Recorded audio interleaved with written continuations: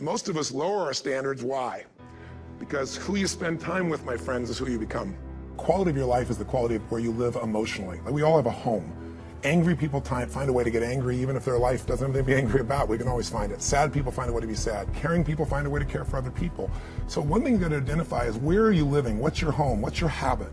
And then the way to change it is, when I was homeless, literally on my own, just getting started, I didn't have the internet, but I decided I had to go to a library and I had to feed my mind. And I always tell people the first stage is, weeds grow automatically.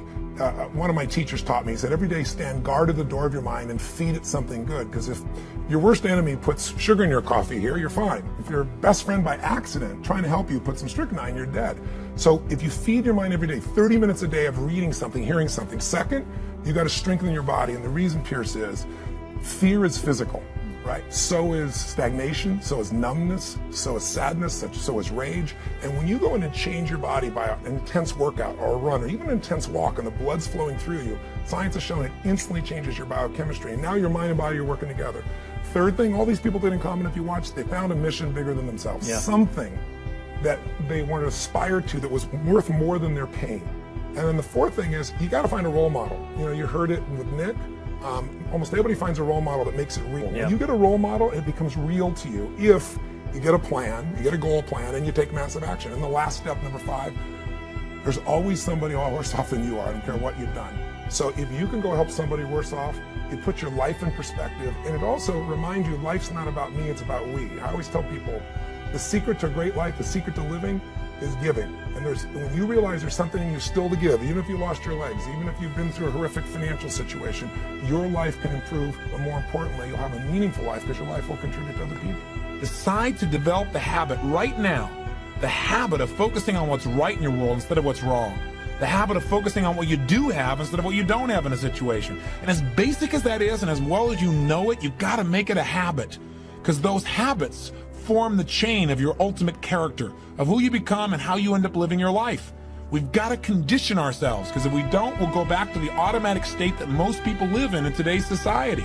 The way to develop the habit is to go on a mental diet. It's that you immediately do not allow yourself to hold a negative feeling, a negative thought for 7 straight days, day and night, even when it gets tough, even when somebody disappoints you, even when you get frustrated, even when you give your all and it still turns up lousy.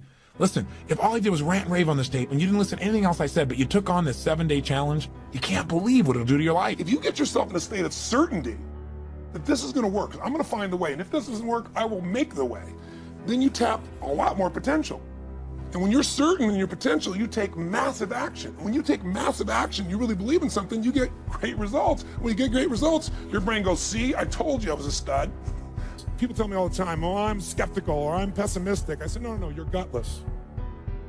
It takes no guts, it takes no courage to be a pessimist, to say it's not going to work, to try to find out what's wrong. What's wrong is always available. It's always what's right. So I'm not into positive thinking, but I am into intelligence. And intelligence says, see it as it is, don't make it worse than it is. The only way it gets better is if you can see it as it is. Don't make it worse than it is. Don't try to make it so it's impossible to change. That's not true. It's not true at all. The second mandate, I think, to changing anything in your life, to leading your life, is once you see it as it is, not worse than it is, then you got to see it better than it is. Because that's the thing that's missing from most relationships. There's no vision. I mean, without a vision, people what? Perish. And when a relationship has no vision for greater than where they are, that relationship is going downhill, if not destroyed. I believe that every relationship, every part of life, every part of a human being needs a compelling future. If the future's not more compelling than today could be tough, but if the future's compelling, we can get there. So just to remind you, first thing you got to do is feed and strengthen that mind. Read, listen, feed the mind, take control of that focus, stand guard at what other people are saying, focus on what it is you're here to give, what you can control, what you can make happen. Number 2, feed and strengthen that body. Remember, fear, uncertainty, they're physical experiences. So the best way to deal with something physical is get physical. Change that body, go lift some weights, go for that run, do something that's going to get you in that state. But get that hour of power going, that 15 minutes to thrive, if you're familiar with that, to train your body and mind to be strong again.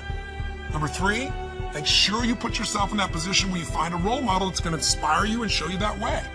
Maybe it's a contrasting role model. You think your life's so tough? Find somebody with tougher who's really turned it around. Or maybe it's just somebody who's really succeeded. that you can now see there is a way. There's a way through. There's a way to make this happen, even in the toughest times. There's always a way. 4, make sure you get yourself into action. Get a plan, take massive action. And then number 5, most importantly of all of them, feed your spirit. Feed and strengthen your spirit. And there's only one way to do that. It's to find what you're grateful for and to take time, whether it be prayer for you or just taking a moment to think about what it is that's so lucky in your life. There's a rejuvenation in our spirit when we stop taking things for granted. And when most importantly, what feeds your spirit is to give, to find a way to do something for someone else who's worse off than you are. Because what is this all about? It's about strength, and it's about perspective, it's about action, it's about emotion, and it's about heart. And so many people, miss the opportunity to feel like their life makes a difference. I'm a big believer that motive does matter, that why you do something people can feel, that people may be skeptical, they may have their judgments or their fears because they've been through so much, but in my experience, ultimately, why you're doing something people feel, and if you're doing this because some part of you knows that you're here in life not just to get but to give, then there's a spark that happens in other people because they feel the genuineness of that, and there's a spark that happens in you because it reminds you what you're made for.